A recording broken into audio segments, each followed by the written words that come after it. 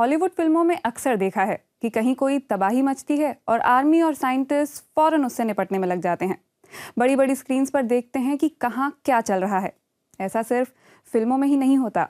वैज्ञानिकों के पास satellite images होती हैं जिन पर वे हर वक्त नज़र रख सकते हैं। इस साल जर्मनी में जब बाढ़ आई तब भी ऐसे ही डाटा की मदद से सही समय पर राहत पहुंचाई जा सकी।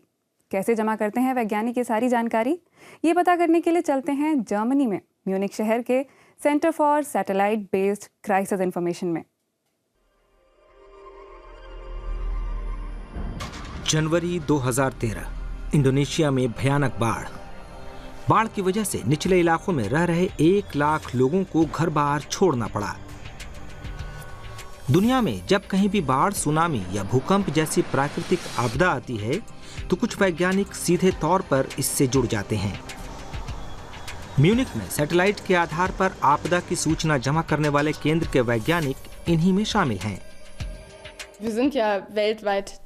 हम पूरी दुनिया में काम कर रहे हैं, इस वजह से हम इधर उधर घूमते भी रहते हैं। हमारे यूजर सबसे अहम हैं। हम ऐसे टूल्स बनाने की कोशिश करते हैं जिससे यहाँ हमारा काम आसान हो। हमारे पास वक्त रहते काम पूरा करने और जानकारी देने की चुनौती होती है।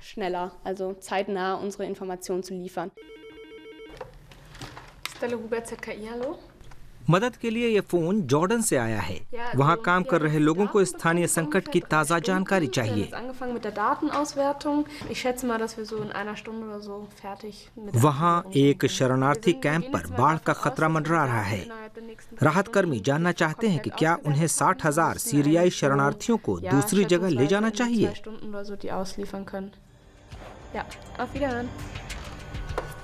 इसके लिए विस्तृत इमरजेंसी नक्शे बनाने होंगे।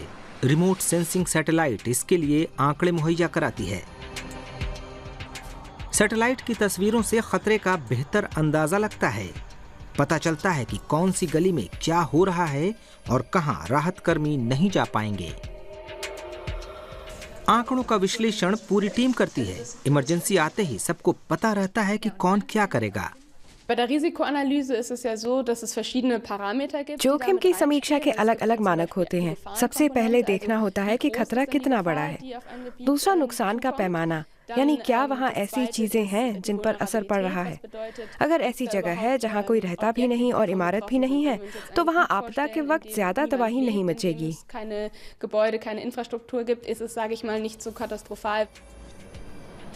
लेकिन यहाँ ऐसा नहीं। मैप से पता चलता है कि तट पर बसा यह कस्बा पूरी तरह डूब सकता है। कई इलाके तो अभी ही डूब चुके हैं। ये टीम समझती है कि अगर वो घटना स्थल पर होती तो सैटेलाइट डाटा को हकीकत से मिला पाती। डाटा की बेहतर समझ के लिए वो कभी-कभार ऐसा करती भी हैं। मेरे पास पश्चिमी अफ्रीका का प्रोजेक्ट है। पिछले साल मैं फरवरी और मार्च में 2 हफ्ते बुर्किना फासो में थी। आप हमेशा चाहते हैं कि घटना स्थल पर रहकर चीजों को देख सकें, नहीं तो सैटेलाइट तस्वीरों से चीजों का सही अंदाजा लगाना बहुत मुश्किल होता है।